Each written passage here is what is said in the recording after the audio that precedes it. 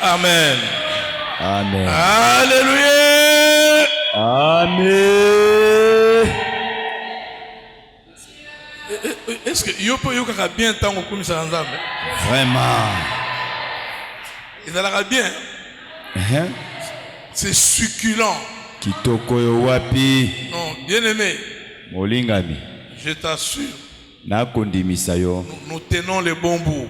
Tala to simba isika to timbeli kaka wana. Place to simbi, enda ya malonga. Ya solo. Place ngana yo to simbeli ezande yango. Vraiment. Mais comment tu peux t'imaginer et c'est moi nous soyoka. Tant de commission ça besoin ça vient d'où? Ça ne vient pas du village, ça ne vient pas de quelque part. Et kouta mboka te esika songolote. C'est que Dieu est avec toi. C'est que le Saint-Esprit est avec toi. C'est lui qui provoque cette joie-là.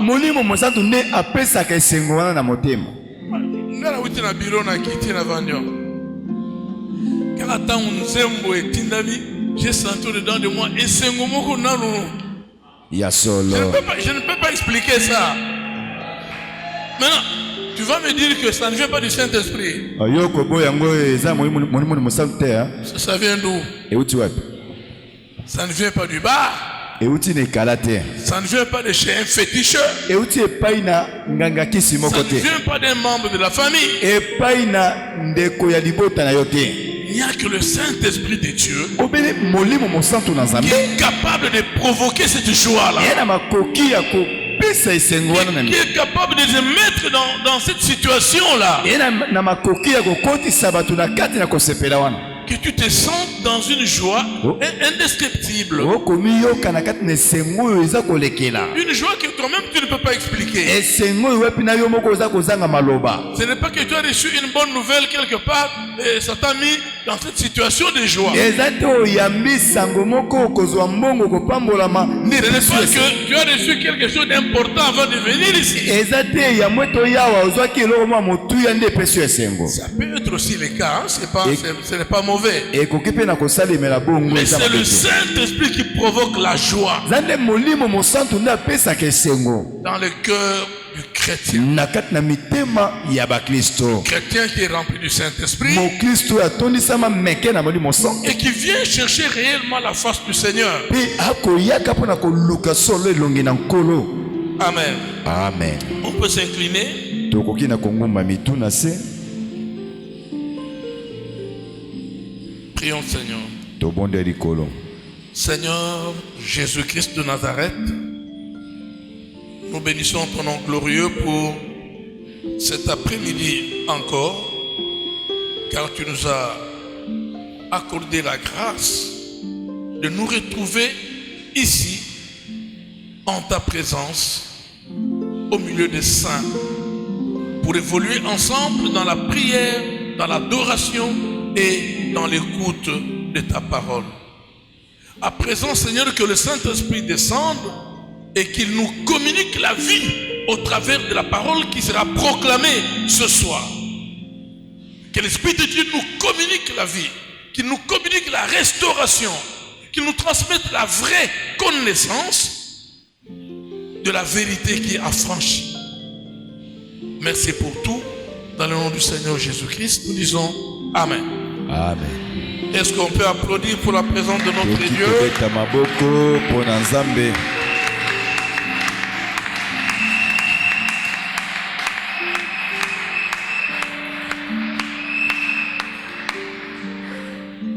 Voilà, je voudrais que le Seigneur te bénisse ce soir. Et moi-même, je voudrais te saluer aussi ce soir. Je pense vraiment que le Saint-Esprit qui a mis à notre disposition sa joie, comme il est présent au milieu de nous, il va continuer à agir et il va nous communiquer encore beaucoup de bonnes choses au travers de sa parole. La restauration, la connaissance, la vie de Dieu, la grâce de la vie, la grâce de Dieu qui est remplie de beaucoup de bonnes choses. Nous continuons avec notre bonhomme de chemin. Et aujourd'hui nous pensons parler de les principes du combat.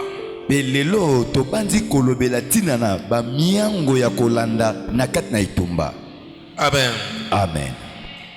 Dans ces principes-là,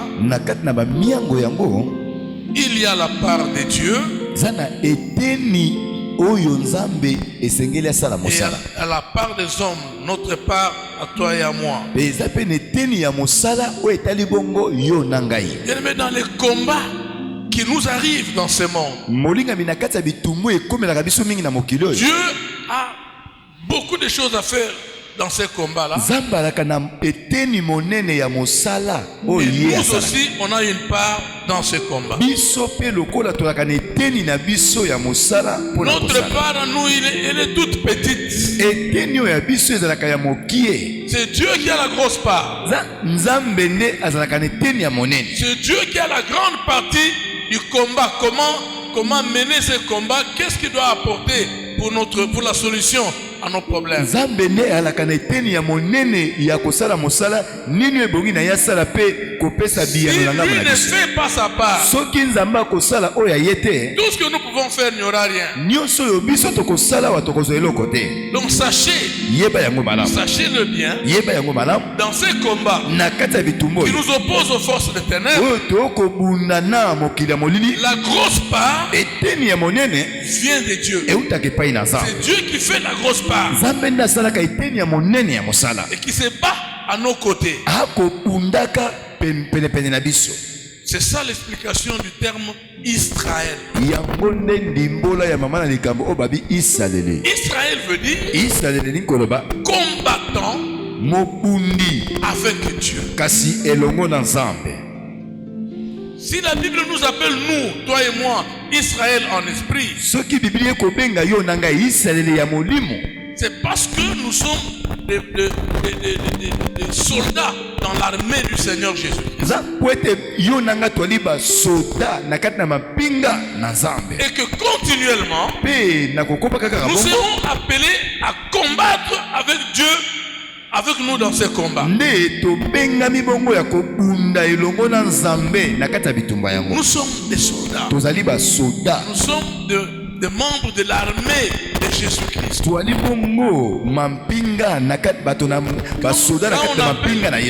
Quand on appelle notre Dieu éternel des armées, ce n'est pas seulement les armées célestes, les anges, les archanges et tout ça, non. Les armées de Dieu, nous faisons partie de ça. Éternel des armées, la grande armée sur qui Dieu compte, c'est toi et moi. Amen. Amen. C'est pourquoi il faut bien apprendre comment il faut combattre. Comment il faut combattre. Voyons maintenant dans les principes, on nous lit notre texte de base. Premier épître de Paul à Timothée, chapitre 1er, versets 18 et 19. C'est notre texte de base qu'on nous a lu le premier jour et qui va rester valable jusqu'à tout le cheminement du service. Ce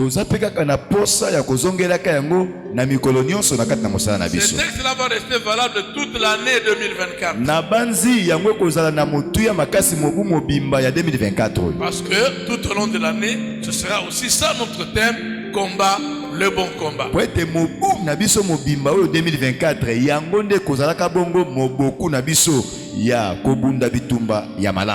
Ok, on peut nous lire le texte. En Timothée 1, 18 à 19, lecture faite au nom de Jésus-Christ. Amen. Amen. Le commandement que je t'adresse, Timothée, mon enfant, selon les prophéties faites précédemment à ton sujet,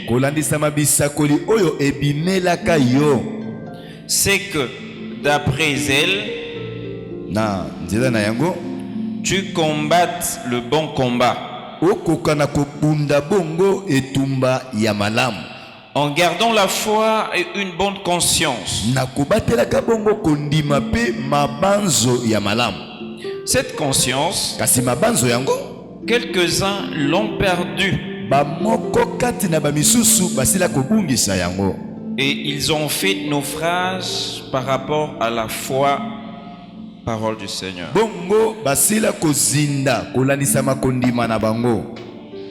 On peut s'asseoir et on applaudit.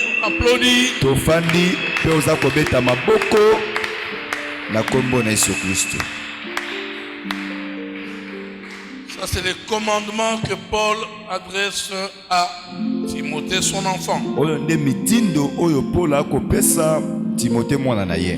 Et les deux premiers principes que nous allons devoir expliquer dans le cadre de notre combat, on va les tirer de ce passage des Écritures. Il faut combattre le bon combat. Comment il faut combattre? En gardant la foi et une bonne conscience. C'est comme ça qu'il faut combattre. Combat les bons combats en gardant la foi. Et pas seulement la foi, aussi une bonne conscience. Donc aujourd'hui là, nous voulons parler de la foi et une bonne conscience. Parce que la conscience joue un grand rôle dans notre vie chrétienne.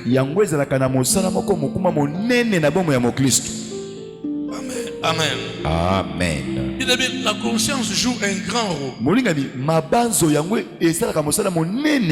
Mais comment On peut combattre en gardant la foi et une bonne conscience. Commençons par la foi. On nous parle très souvent ici de la foi. On ne va pas utiliser aujourd'hui les versets qu'on utilise souvent pour parler de la foi. Mais la foi en quoi? Nous sommes dans les combats. Dans les combats, on dit il faut combattre en gardant la foi. La foi en quoi? Il faut que cette foi-là agisse en toi dans le cadre de ce combat. Nous avons vu ici le premier jour que notre combat à nous, chrétiens, nous le faisons pas pour rechercher la victoire, mais nous combattons étant déjà dans la victoire. Quand nous avons conscience de ça, que la victoire est déjà acquise pour nous, quelqu'un est allé combattre. Il a combattu. Il a combattu.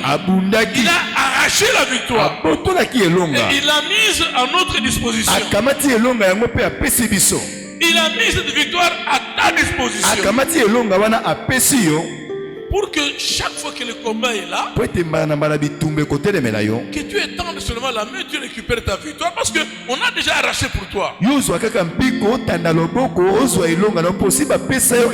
La victoire est déjà là. Quand tu sais que dans ce combat qui m'oppose aux forces des ténèbres, il y a quelqu'un qui m'a déjà arraché la victoire pour moi. Tu ne peux pas avoir peur de ce combat-là. Tu ne peux pas avoir peur de l'échec ou d'être vaincu dans ce combat. Tu ne vas pas laisser le diable arriver jusqu'à même à te vaincre. Parce que tu as conscience que moi là, j'ai la victoire. Ma victoire, elle est déjà là. Que le diable ne me trompe pas, que je n'ai pas ça. J'ai déjà ma victoire en poche. Maintenant, ce que je suis en train de faire, c'est d'obéir aux injonctions du Saint-Esprit. Parce qu'en faisant ça, je demeure dans la victoire. En obéissant aux injonctions du Saint-Esprit, je demeure dans la victoire. Si je désobéis au Saint-Esprit, il y a risque que je perde cette victoire. Il faut que tu aies conscience de ça. Amen. Amen. On nous lit dans Matthieu 12. Le verset 29. Bien aimé, on a besoin de la vitesse maintenant. Matthieu 12, 29, lecture faite au nom de Jésus. Amen. Ou comme quelqu'un peut-il entrer dans la maison d'un homme fort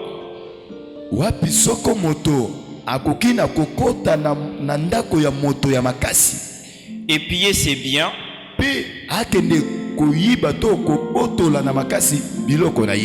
sans avoir auparavant lié cet homme fort?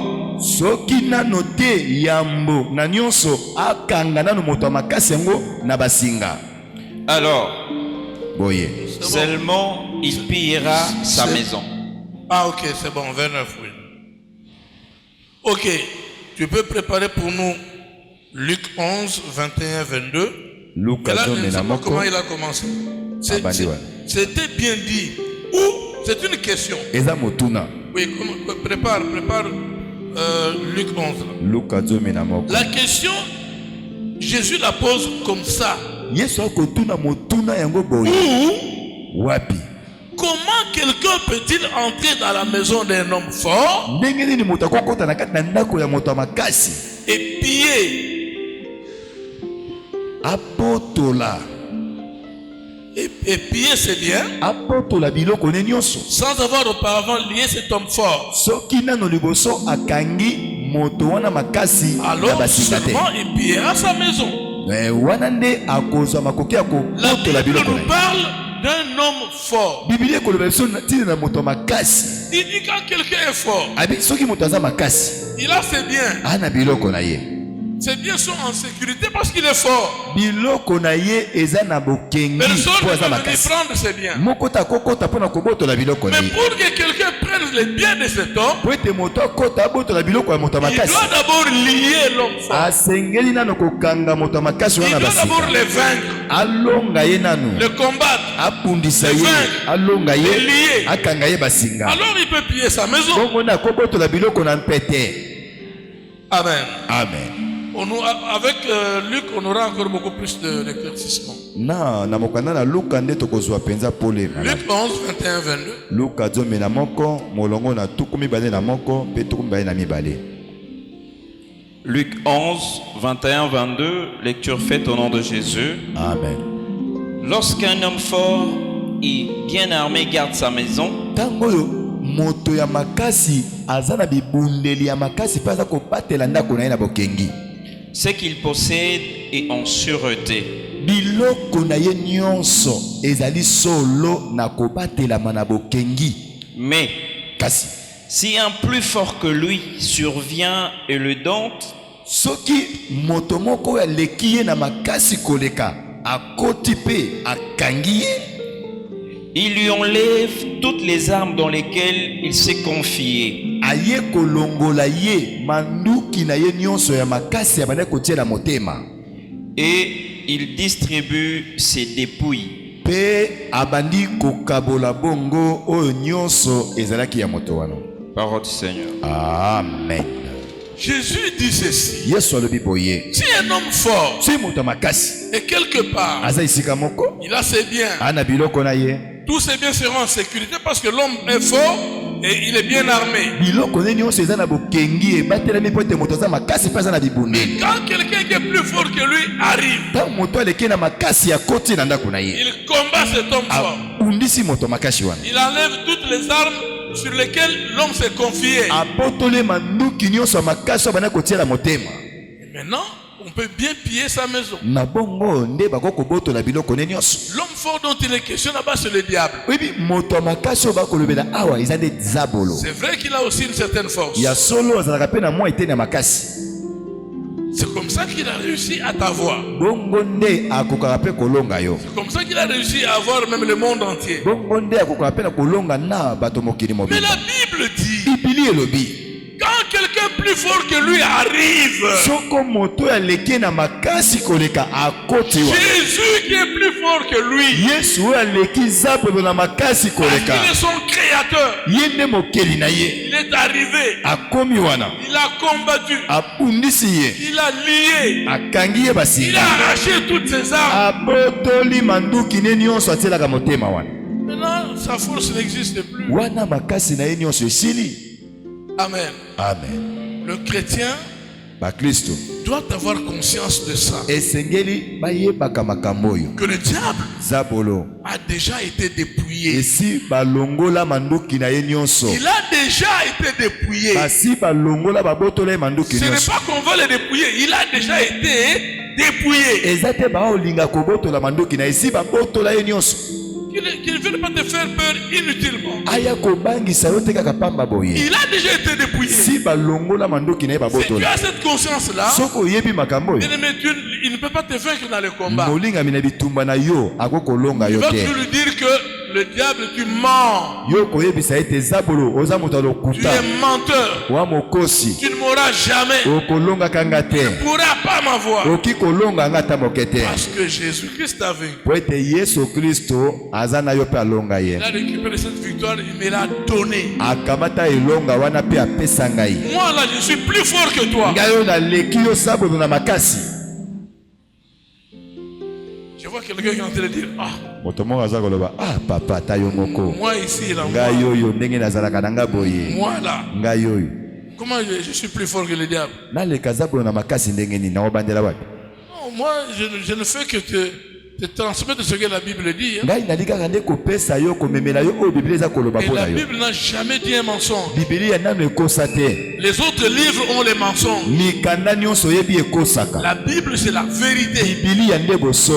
Tout en elle est vérité. Et c'est elle qui déclare que toi tu es puissant. Et tu es tout puissant, tu es plus puissant que lui. Amen. Amen. Colossiens 2, rapidement. Colossiens Yamibale, Noki Noki.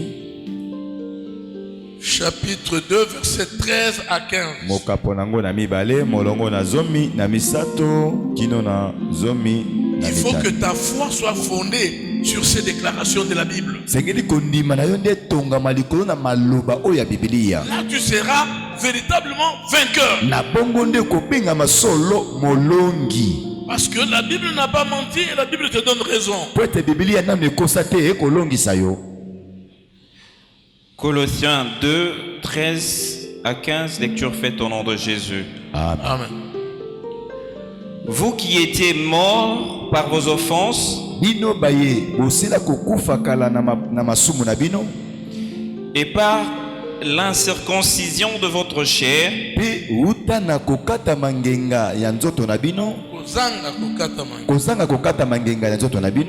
il vous a rendu à la vie avec lui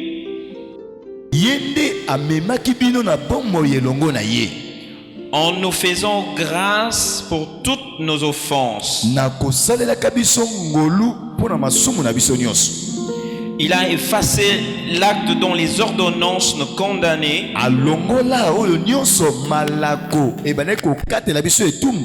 et qui subsistait contre nous. Et il l'a détruit en le clouant à la croix. Il a dépouillé les dominations et les autorités et les a livrés publiquement en spectacle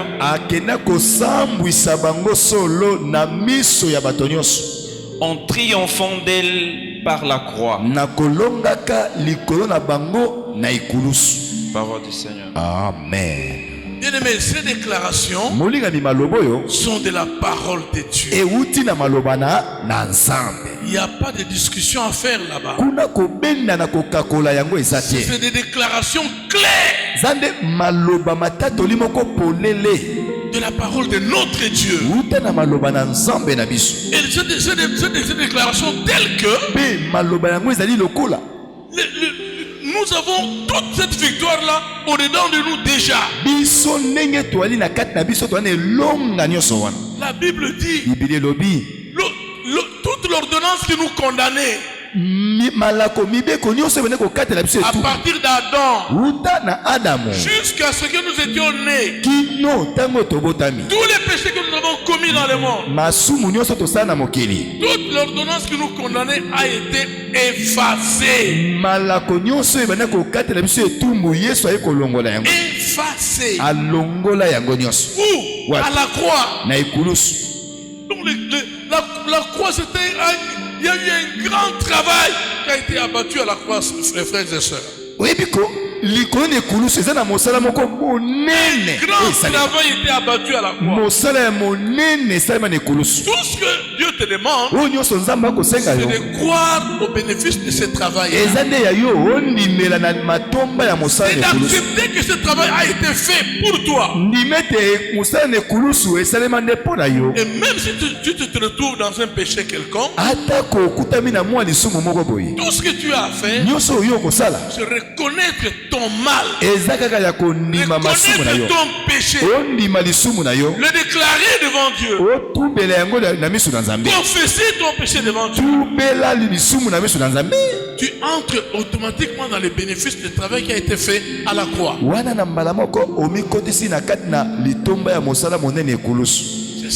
C'est ça le bon côté de la vie chrétienne. Je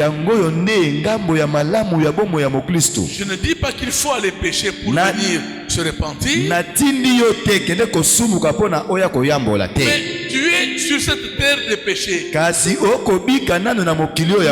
péché peut arriver à n'importe quel moment. Je ne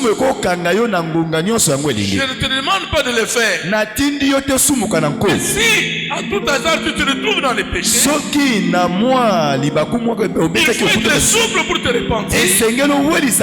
Quand tu te repens, tu entres immédiatement dans les bénéfices du travail qui a été fait à Golgotha. Où l'ordonnance a été effacée. Amen. Amen. Amen, amen. Amen. Maintenant, non seulement il y a l'ordonnance qui nous condamnait pour nos péchés qui a été effacée, mais Jésus a dépouillé le diable de toutes ses forces, les dominations, les autorités. Il les a dépouillés et les a livrés publiquement en spectacle. C'est en public, ce n'est pas caché.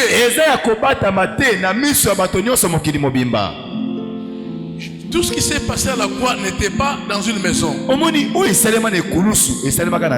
C'était à l'extérieur. Sur une colline qu'on appelle Golgotha, qui est connue de tous. C'était plein de monde ce jour-là à Golgotha. Tout le monde a vécu ces choses en live. C'est pourquoi la Bible dit publiquement, en spectacle, en les clouant à la croix de Golgotha. Bien aimé, le diable n'a plus de pouvoir sur toi. Quand tu es en train de combattre, il faut combattre avec cette connaissance. Il faut combattre avec cette impression-là. Tout en sachant que la victoire a été déjà remportée pour moi. Tout en sachant que dans ce combat, je suis vainqueur. Dans ce combat, le diable ne peut pas arriver à me vaincre. Dans ce combat, même qu'il s'agisse de maladie, un gros problème qui est arrivé en famille, en prière pour que Dieu donne la solution à ce problème. Il faut que tu saches au-dedans de toi que la solution a déjà été donnée. Elle ne viendra pas ce jour-là. Elle a déjà été donnée. Tout ce que tu as fait, c'est de croire en ça. Et la victoire est là. Si tu crois en ça, la victoire est là. C'est pourquoi la foi dont on est en train de parler à Timothée, c'est la foi en cette victoire-là. C'est la foi dans le travail de Golgotha. Amen. Amen. Si toi chrétien, tu as cette foi-là, bien-aimé, quels que soient les problèmes qui viendront dans ta maison, dans ta famille, dans ta vie à toi, dans l'église de Dieu, la victoire sera toujours présente. Parce que la victoire en question a déjà été récupérée. La Bible dit que lui-même il les a dépouillés. Ce n'est pas toi qui vas les dépouiller. C'est lui qui a déjà dépouillé. C'est pourquoi nous avons dit ici que dans les combats que nous avons, la plus grosse part vient de Dieu. La plus grosse part du travail à faire pour le combat vient de Dieu. Toi, tu n'es pas allé à Golgotha. Lui est allé là. Il a combattu. Il a dépouillé le diable. Et Et il t'a accordé cette victoire-là gratuitement. Simanango, apesio pe longa wana ya mbongo te ya ofele. Si tu dois prier, si tu dois jeûner pour un problème qui arrive dans ta vie, c'est uniquement par obéissance à l'injonction que Dieu a donnée. Parce que Dieu a dit il faut prier. C'est pourquoi j'ai pris. Dieu a dit, on vient d'écouter là-bas une prophétie, Dieu a dit la semaine prochaine on doit jeûner. Nous jeûnons par obéissance à l'injonction que Dieu a donnée. C'est pourquoi, bien aimé, il y a quelque chose de faux qu'il faut enlever dans la vie des enfants de Dieu. Un enfant de Dieu a un problème. Le problème semble très grave. Ça peut être, il est confronté à une embauche, là où il y a des problèmes, il y a 1000 personnes qu'on doit embaucher, mais là, il n'y a que 2 ou 3 places. Et quand il y a un candidat, il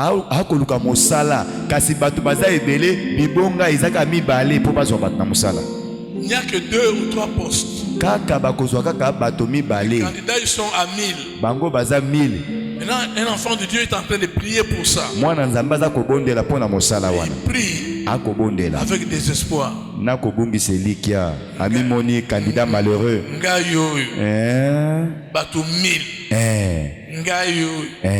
Est-ce que vraiment le élection à 2023 combien? Mingi baleli. Il aime beaucoup entrer dans la politique. Ah, tomesana nango papa. Cela est vrai dans tous ces domaines. J'ai même appris qu'il y a beaucoup de frères et sœurs de l'église qui n'ont pas pu. Ils n'ont pas été élus. Je ne sais pas ce qui s'est passé. Je ne sais pas, ils ont prié comment. Peut-être qu'ils sont dans le même cas qu'on est en train de diriger. Quelqu'un est en train de prier. Il est chrétien. Il prie avec désespoir. Il prie avec incertitude. Il est très sûr qu'il aura gain de cause dans ce problème. Bien aimé, si tu es dans cette situation, il n'y aura rien de bon. Il faut que je te le dise clairement. Il n'y aura rien de bon. Le chrétien qui prie avec désespoir, il ne peut pas avoir la solution à son problème. Non, c'est clair. Et il y en a même qui croient, on a souvent parlé de ça ici. Il y en a qui croient que quand il va en prière pour un problème sérieux, il se met à pleurer de désespoir et Dieu aura pitié de lui. Non, Dieu n'a jamais eu pitié de ce genre de choses. Il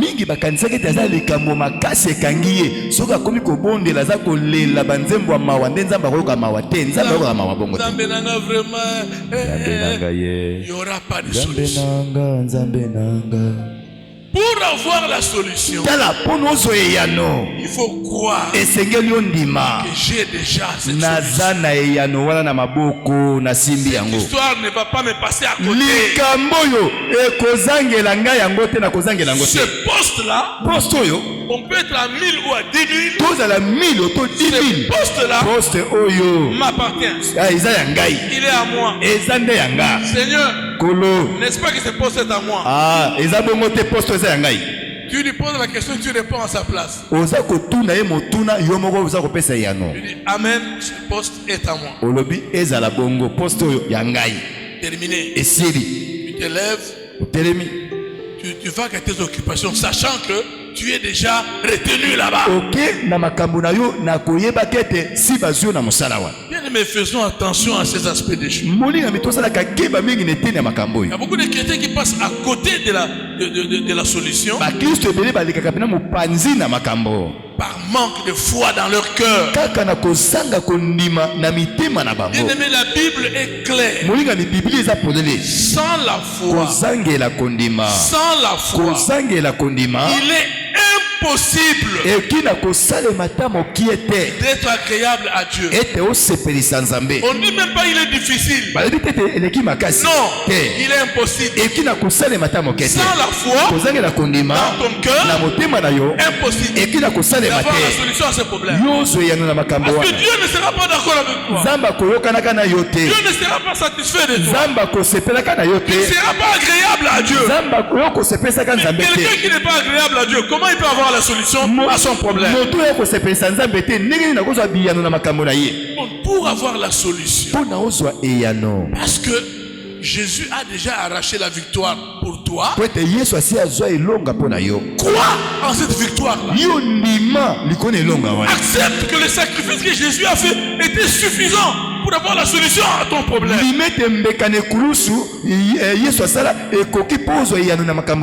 Terminé, l'affaire est réglée. L'affaire est réglée. Mais si tu doutes en ton cœur, c'est là où il y a les problèmes. C'est pourquoi vous me voyez insister à ces propos-là. Enlevez les doutes dans vos cœurs. Enlevez les doutes. Dieu n'aime pas les doutes. Dieu aime que les gens le considèrent trop grand, trop puissant. Il est tellement grand, tellement puissant qu'il a déjà arraché la solution à mon problème. L'affaire est terminée. Bien aimé, une simple petite foi va te donner la solution à ton problème.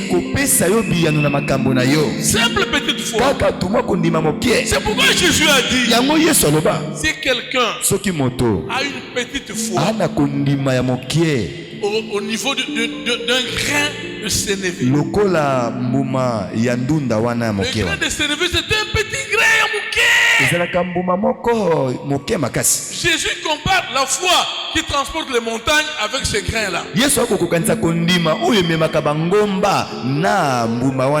Donc c'est-à-dire que Jésus ne nous demande pas des choses compliquées. C'est pas une grande foi qu'on a arraché à la montagne de l'Unikin là-bas. C'est pas ça. C'est pas une grande foi des universitaires avec démonstration à l'appui. A plus B égale machin truc.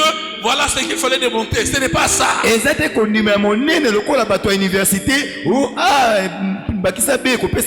n'a pas ça. Dieu n'a pas besoin de démonstration. Ce qu'il cherche, c'est la petite foi qui dit tout simplement, Jésus a déjà fait. C'est fini. Moi, j'ai la solution à mon problème. Et la Bible dit, c'est Jésus lui-même qui parle. Si quelqu'un croit en ça et qu'il ne doute pas à son cœur, mais il croit que ce qu'il est en train de dire va arriver, il le verra s'accomplir. Comment on peut... Non, cette parole est certaine, elle est comme ça. Bien aimé, en matière de foi, prenons seulement cette simplicité des choses. Ne compliquons pas les choses.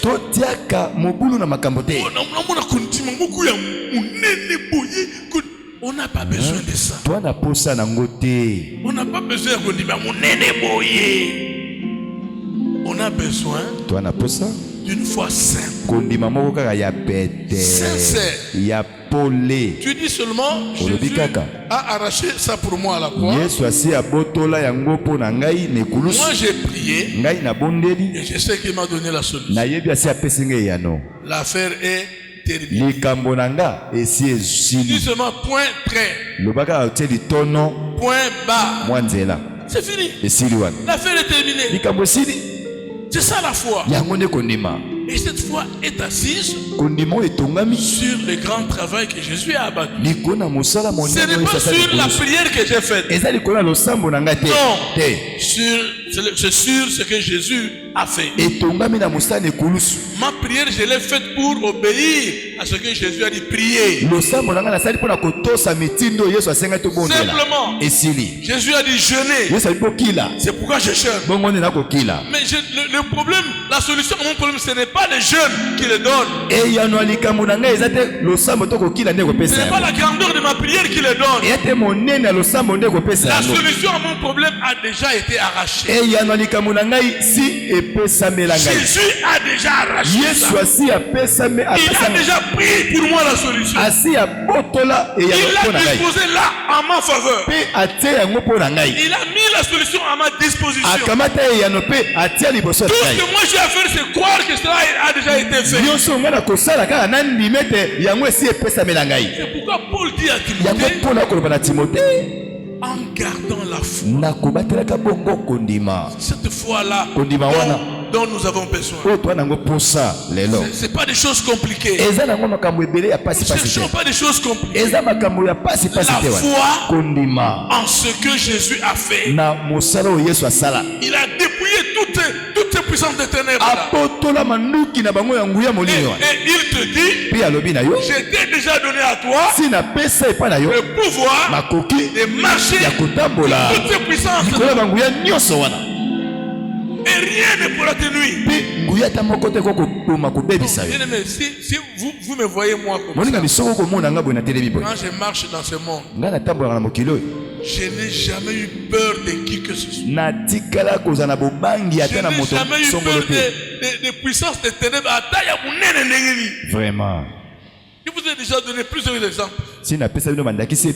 Moi, j'étais encore un jeune frère. Dans les années 80 là. Quand on va à Mutoto chez une nouvelle sœur qui était venue à l'église, elle sort les fétiches qu'elle était en train de pratiquer. On met les fétiches là-bas, on met des papiers, on allume le feu. On a prié et on a allumé le feu.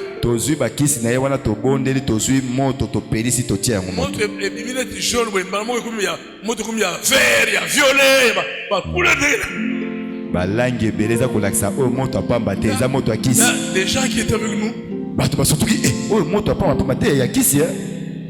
Moi dans mon cœur, je sentais rien. Je suis resté en train de bien cuire ce démon là jusqu'à la fin.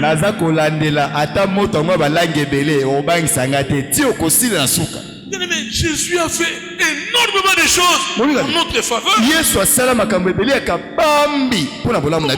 Comment on peut craindre?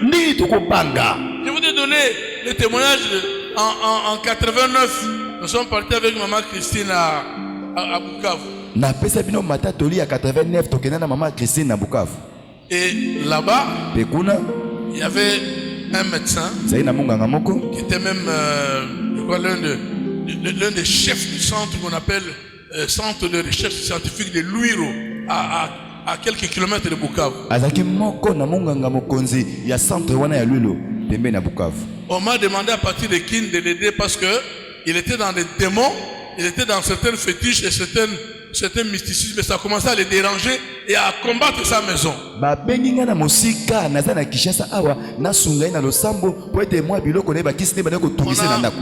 J'ai pris un jeune frère qui était avec nous ici, frère Kake, qui était dans notre assemblée d'Inseri. On est parti pour prier pour ce monsieur. On a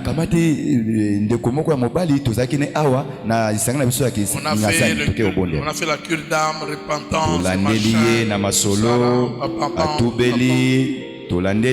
c'était là dans le centre de recherche là. Il y avait des maisons dans la forêt. Et dans la forêt, les maisons sont aussi éloignées des villas, mais dans la forêt. Minuit, on commence la délivrance. Ce monsieur d'abord c'était un géant. Il était géant, je crois 2 mètres là. Quand il se met à genoux, il m'arrivait à ce niveau là. Maintenant pendant qu'on prie, il commence à crier comme un lion. Donc, il y avait un démon des lions au-dedans de lui.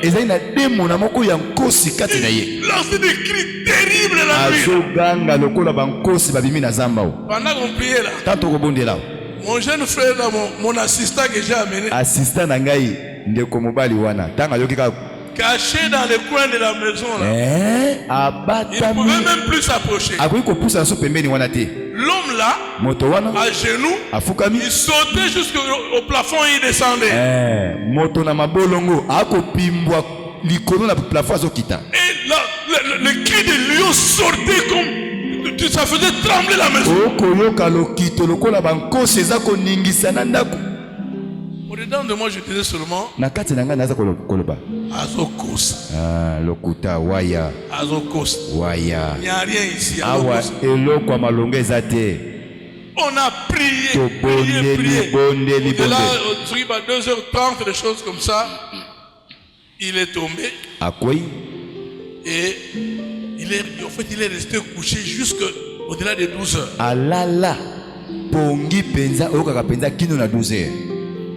Le démon est parti. On l'a exhorté et tout ça. Et puis on est rentré à Bukavu.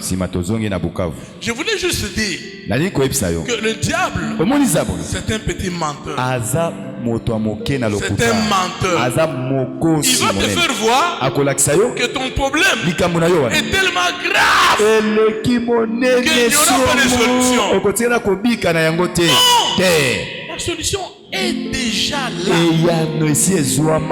Elle ne vient pas parce que tu es en train de prier. Elle était déjà là. Elle ne vient pas à cause de ton jeûne. Elle était déjà là. Donc tu ne vas pas croire à la solution parce que tu as jeûné. Mais tu dois croire à la solution parce qu'elle a déjà été remportée pour toi. Déjà à Golgotha, la solution était là. Amen. Amen. La conscience. On a pris beaucoup de temps pour parler de la foi. Mais la Bible dit, on dit à Timothée, en gardant la foi et une bonne conscience. Et on le prévient. Sache que cette bonne conscience-là, beaucoup qui en avaient l'ont abandonné. Et ils ont fait naufrage par rapport à la foi. Cela veut dire tout simplement ils ont rétrogradé. Ils sont tombés. Ils ne sont plus debout. Parce que ils n'ont pas gardé la bonne conscience en eux. Mais la conscience pour un enfant de Dieu est quelque chose de très important. Et dans le combat que nous avons vis-à-vis du diable, si la conscience n'y est pas, si ta conscience ne te reproche, continue à te reprocher, non, tu es en train de repousser la victoire. Dans le combat ici, tu es en train de repousser la victoire. Il faut toujours veiller à ce que tu aies une bonne conscience. À ce que ta conscience soit pure. À ce que ta conscience ne te reproche pas.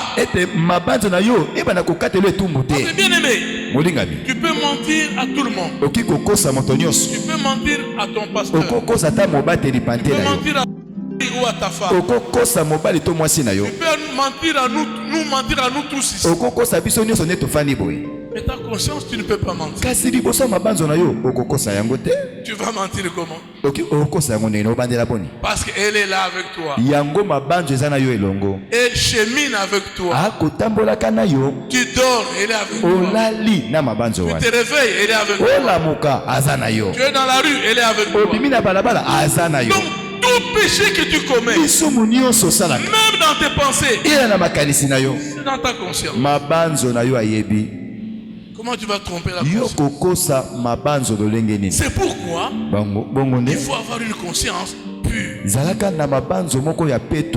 Il faut que ta conscience soit sans reproche vis-à-vis de toi-même.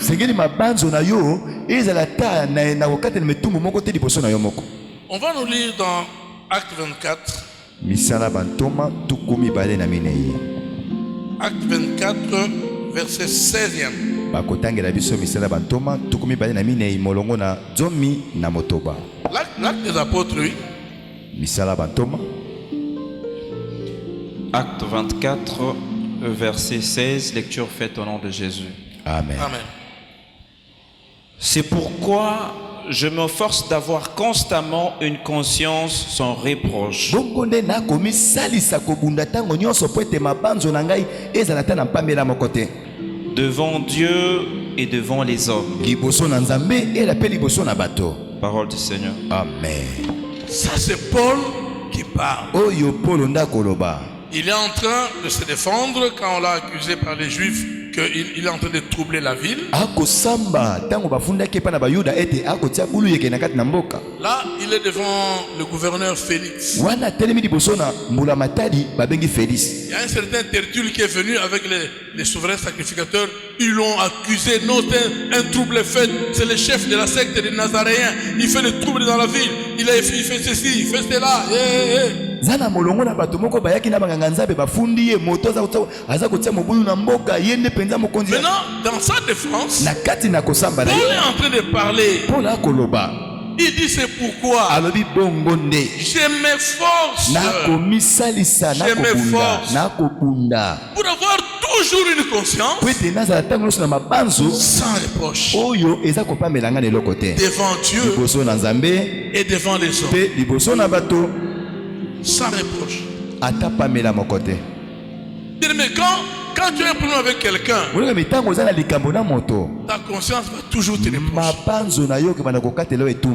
Même si la personne ne sait pas que tu as un problème avec lui. Il se pourrait que tu as gardé une dent dans le cœur contre une personne. La personne ne sait même pas que tu as un problème contre lui. Et ta conscience au moins le sait. Et ta conscience va toujours te rappeler. N'oublie pas que tu as un problème. Tu as une dent contre tel frère, contre telle soeur. C'est ça le problème, que tel que Dieu nous a créé, il a fait des choses comme ça. Donc, pour ne pas avoir des problèmes de conscience, il faut être sans problème vis-à-vis des gens et vis-à-vis de Dieu. Quand un problème arrive qui te sépare de Dieu, un péché te sépare de Dieu, répare ça rapidement. Comme ça, ta conscience ne va pas te reprocher que tu as quelque chose à voir avec Dieu.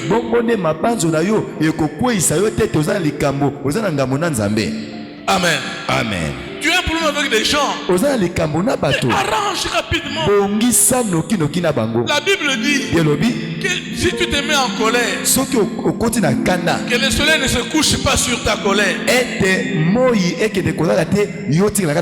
C'est-à-dire, ne passe pas la nuit avec ça. Pourquoi? Parce que la nuit, tu ne sais pas ce qui peut arriver. La trompette que nous attendons tous peut sonner la nuit. Tu peux être endormi, livré à un profond sommeil. La trompette sonne. Mais toi qui as une colère contre un frère, une soeur, tu vas monter comment?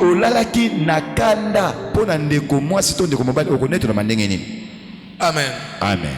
Le dossier de l'impudicité. Vous savez que l'impudicité qui se fait voir dans les hôtels, dans les chambres, dans les machins, trucs ici. Je crois que c'est peut-être un dixième. La grosse partie de l'impudicité dans la vie des chrétiens, c'est dans le cœur. Je dis, ça se trouve dans le cœur. C'est dans les pensées des gens. Il y a des gens qui circulent ici, dans les pensées, il est déjà marié alors qu'il est célibataire. Il y a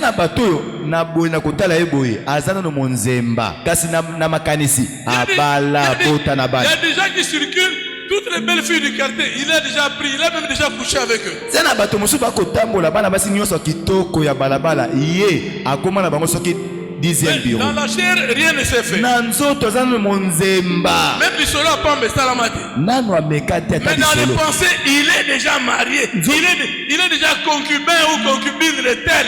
Na makanisi si ya bala bota akotangisa na bana kelasi azali kangu songolo. Et toutes ces choses, Yusu, ça se trouve dans notre conscience. efandi na mabanzo na biso. Ta conscience va toujours te reprocher. Mabanzo na yo kezala kolobela ka utango nyoso. Conscience na yo, ça va te reprocher. Mabanzo koloba. Amen. Amen. Vous savez, les chrétiens, Oui, ba Christ.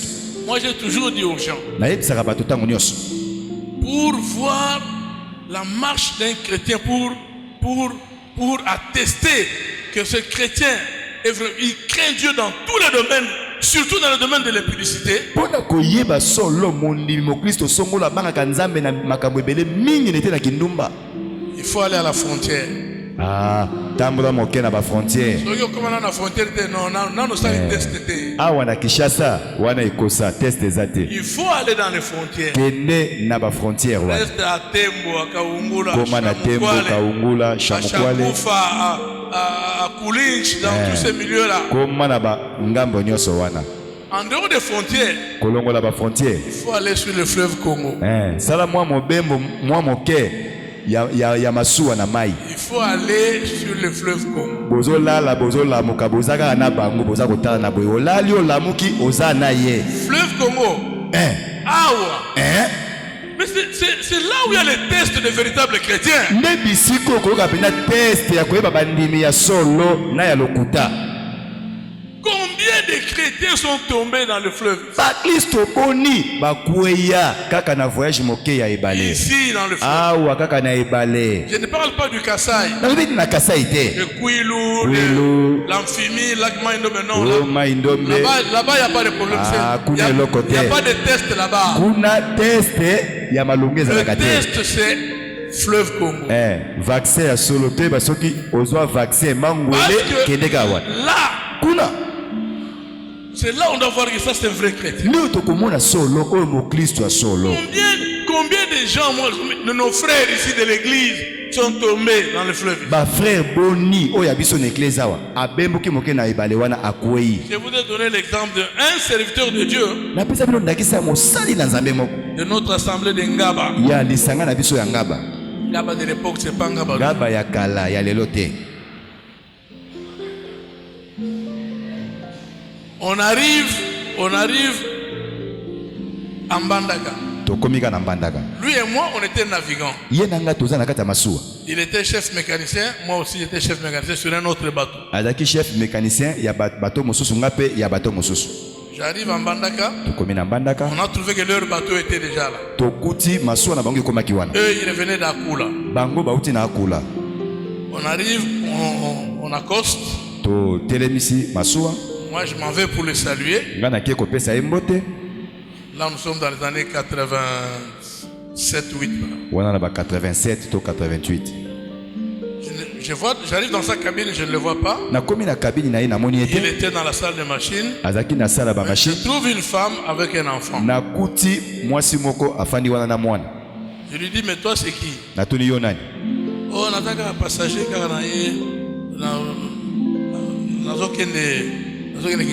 nazaka na mobembo nazozonga Kishasa. Où tu es? Oh, nakota qui a parti à Kula. Ah bon? Ok. Je cherche l'homme, je le récupère. Na lukina no moto yango na kangie. Je lui demande, il était serviteur de Dieu. Azaki pe mosali na Nzambe. Mon cher. Deko. Mais je vois dans ta cabine, il y a une personne là-bas. Na cabine na kuti moto moko wana. Elle fait quoi là? Ah, kusala nini na kati wana? Oh, non, elle est comme elle a l'enfant. Dehors là, dans les intempéries. Libanda kuna, malili bambula. C'est pourquoi j'ai préféré qu'elle soit quand même dans ma cabine. Donc tu veux dire que depuis Akula, elle passe la nuit dans ta cabine? Bon, regarde-moi. Talanga malabu. Il n'y a rien. Betana lisolo. Attends, tu étais. olali olamuki na ye aza obe wana akotala yo. L'homme a baissé les yeux. Akitisi miso na se. Dis, mais comment toi tu peux faire des choses comme Ningi nino kosala makambo na boye. tu es serviteur de Dieu. Yo mosali na Nzambe. Tu es marié. Obala pe lisusu. Comment tu peux agir comme ça? Okosala boye ndenge nini? Mais tu vas annoncer l'évangile comment à ces gens qui t'entourent dans ces bateaux? Okote ya sangmalamu ndenge nini na bapagano baza na masuwa. Et je l'ai vraiment blâmé, il a demandé pardon. Je suis rentré. Et ce n'est pas le seul cas. Il y a beaucoup de frères, même de notre église, qui tombent sur le fleuve. C'est pourquoi j'ai dit, il faut que ta conscience ne te reproche de rien devant Dieu et devant les autres. La frontière c'est pareil. Quand j'arrive à Chamukwale, j'ai trouvé un de nos frères. Il y avait des frères de Bethel, des autres groupes de prière, même de notre groupe à nous, notre frère de Bandal, un prophète. Et je les ai trouvés tous là-bas mariés. Mais ce frère-là, ici, il est connu comme célibataire. Il était même fiancé d'une sœur de Lemba. Parce que lui aussi, c'était un prophète, serviteur de Dieu. Il était en train de vouloir se marier avec une sœur. Son nom c'était Esther. Là, nous sommes en 1983.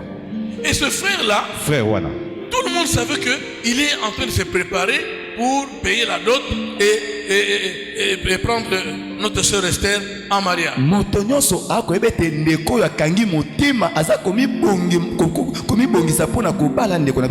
j'arrive là-bas, il n'était même pas là. On a commencé à prier avec ceux qui étaient là. Il arrive. Il me trouve. Il était très content. C'était un frère joyeux. Il était toujours joyeux. Il était fort dans la louange.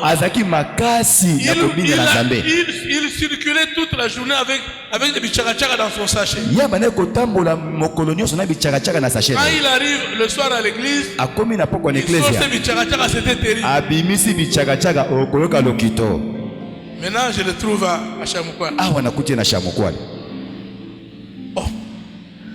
Mais dans sa maison, il y a une femme là. Après, je l'appelle et je dis, mais il y a une brune que j'ai vue chez toi. Qu'est-ce qui se passe? Comme toujours, on baisse les yeux évidemment. Les yeux baissés. Vraiment.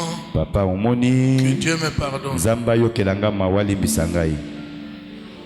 Qu'est-ce qui se passe? Mais toi tu es fiancé, non?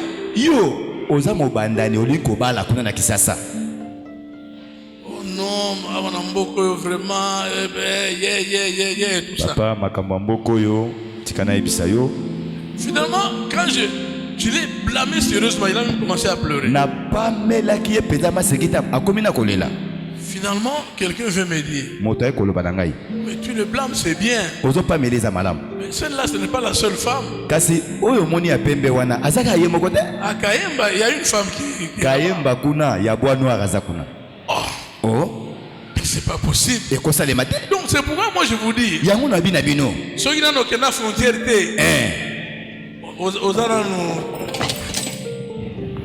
on essaye. Essaye technique. Donc les tests véritables, c'est soit à la frontière, soit au fleuve. À ce moment-là, nous pouvons être sûrs que non. Comme il est allé là-bas, il est sorti tête haute. tomoni yo penza okei na mobembo ya masuwa umeli pe ozongi vivant wana tondimi oza Ndenge Nekonabiso na ni Bolen, Bartimée. Ça c'est des vrais commandos du Seigneur. Ah, papa na biso Bartimée wana penza ba commando du Seigneur. Il a fait les fleuves plusieurs fois. Abemboka bibale mbala na mbala. Les témoignages qui nous arrivent de là. Mata toli ozongela kabiso. Il est droit. Aza sembo. Il marche correctement avec Atambola kalima na miso na Nzambe. Et vous savez pourquoi? Webitina. Parce que quand lui arrive là-bas, tango ya komaka kuna, il ouvre la Bible. Afongoli Biblia. Il prêche à tout le monde. Abani koteya maloba na Nzambe. Ça c'est une bonne protection. Wana bokengi ya solo. Quand tu arrives quelque part, tu parles de Jésus. Tango kome sika mo koteya maloba na Nzambe. La parole de Dieu est une épée. Maloba na Nzambe ya mopanga. Une épée qui tranche. Mopanga eza kopanza, eza kopanza. Ça va te protéger. Ekobatela yo. Si tu prends la Bible, tu caches. So kamate Biblia pe okumbi. Non, awa tu es va faire et évangélisation tu es en train de t'exposer inutilement. Wana oza komitika tralala na miso na bato nyonso. Amen.